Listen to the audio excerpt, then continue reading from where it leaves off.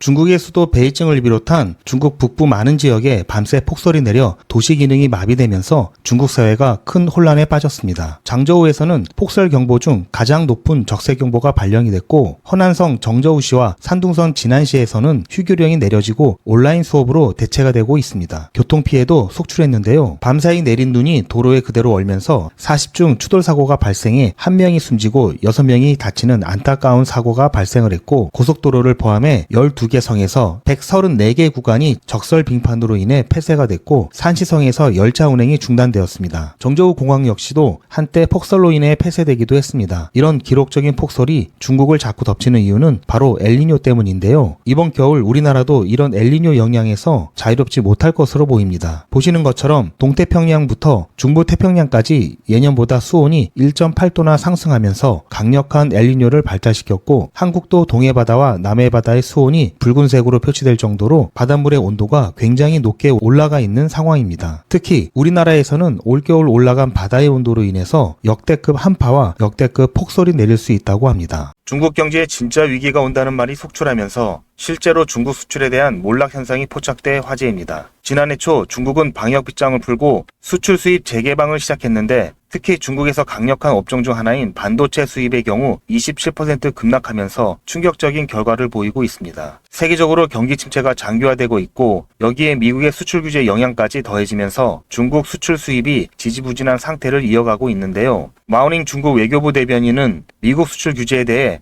규제와 압박은 중국의 발전을 막지 못한다며 오히려 중국의 자립과 자각만 앞당길 뿐이라고 역설하기도 했는데, 미국에 이어 일본과 네덜란드까지 반도체 생산 장비 수출 통제에 동참하는 움직임을 보이면서 앞으로 상황은 더 심각한 수준으로 흘러갈 예정입니다. 앞으로 2025년까지 반도체 자급률 70%를 달성하겠다는 목표를 가지고 있는 중국은 겨우 25%에 그치는 결과를 보여주면서 책임자들이 줄줄이 경질당하기도 했는데요.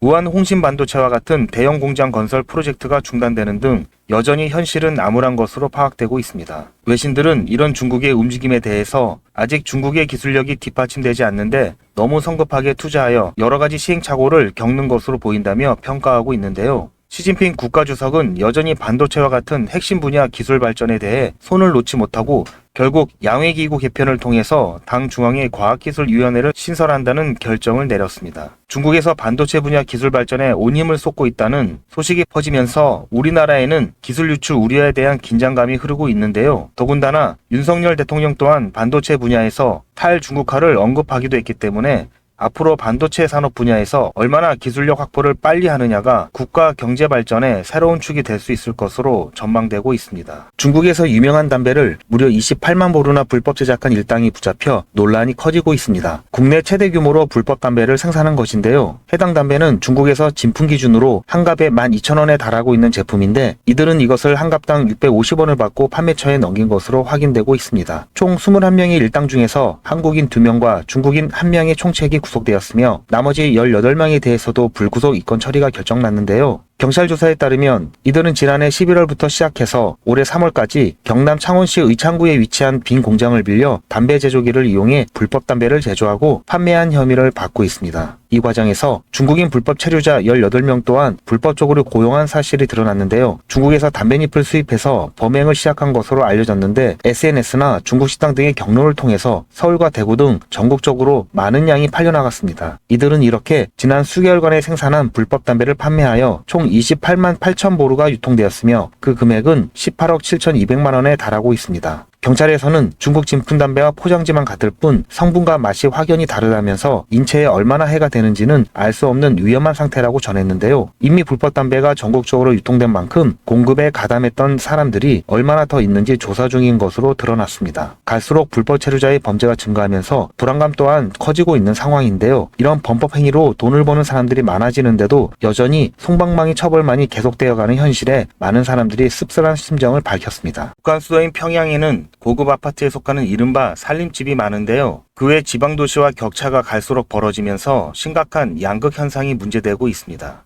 북한에서는 실제로 평양에 사는 시민들에게는 시민증을 따로 발급하고 있고 평양시 관리법이라는 게 따로 존재할 정도인데요. 이렇게 평양은 북한 내에서 가치 있는 도시로 취급받고 있는 것입니다. 이를 두고 뉴욕 맨해튼과 평양을 합성하여 만들어진 평해튼이라는 말도 있는데요. 김정은 국무위원장은 집권 이후 줄곧 평양 중심지를 개발하면서 평양과 지방 간의 양극화를 점점 키우고 있습니다. 특히 군사력 강화에 열을 올리면서 평양과 지방의 격차를 더 벌리겠다는 평가가 쏟아지고 있기도 한데요. 실제로 북한 주민들 대부분이 아직도 식량난에 시달리는 등 다양한 인권 문제가 끊이지 않고 있는데요. 김 위원장은 계속해서 미사일 발사 등에 열을 올리고 있어 오죽하면 미사일과 북한 주민들의 식량을 바꿨다는 말까지 나오고 있습니다. 그동안 벌어들인 외화 등은 핵 발전 등에 많이 소비하고 평양 시민들을 위한 정책에 활용하면서 지방 주민들은 거의 도태되는 수준이었는데요. 지방 경제가 이렇게 계속해서 조건이 갖춰져 있지 않은 가운데 북한 당과 정부에서 이런 사태를 모른 척하고 있다는 지적이 쏟아지지만 향후에 북한 당국에서 얼마나 체계적으로 정책을 수립할지 미지수인데요. 어느 북한 연구원은 보기 좋은 평양은 살림집을 지어놓고 모델처럼 과시하는 그 정도 수준으로 머물며 북한은 앞으로 지방 개발 계획은 세우지 않을 것으로 보인다고 전망하기도 했습니다. 북한 내에 있는 지방 주민들도 이제 더 이상 김 위원장 우상화 체제를 그만두고 민심만 들끓고 있다고 전해지면서 이제 한계점에 다다른 김 위원장의 자리가 위태롭다는 예상이 세계 여러 나라에서 쏟아지고 있습니다. 참으로 어이없는 우픈 상황입니다. 이제는 점점 감정 싸움으로 되고 있는 남북입니다. 한쪽은 소리를 지르고 다른 한쪽은 쓰레기를 던지고 이것만 보면 마치 어린 아이들의 싸움 같기도 합니다. 경기도 한 공원에 북한이 보낸 오물풍선이 떨어졌습니다. 경찰차와 소방차가 출동하고 시민들의 접근이 일시 통제되었습니다. 정부가 얼마 전 6년 만에 대북 확성기 방송을 재개한 뒤 2시간쯤 지나 북한이 4번째로 오물풍선을 살포한 겁니다. 합참은 300여 개의 오물풍선이 식별되었으며 바람 방향이 맞지 않아 상당수는 북쪽으로 날아가는 것으로 보인다고 밝혔습니다. 북한은 이어 김여정 담화를 통해 대북 전단 살포 행위와 확성기 방송 도발을 병행해 나선다면 새로운 대응을 목격하게 될 거라는 경고를 했습니다. 새로운 대응의 구체적인 내용은 밝히지 않았지만 쉴 새 없이 휴지를 주워 담아야 하는 곤혹이 대한민국의 일상이 될 것이라고 발언했습니다. 실로 더럽게 무서운 표현입니다. 북한은 정말 그렇게 할 거라는 생각도 듭니다.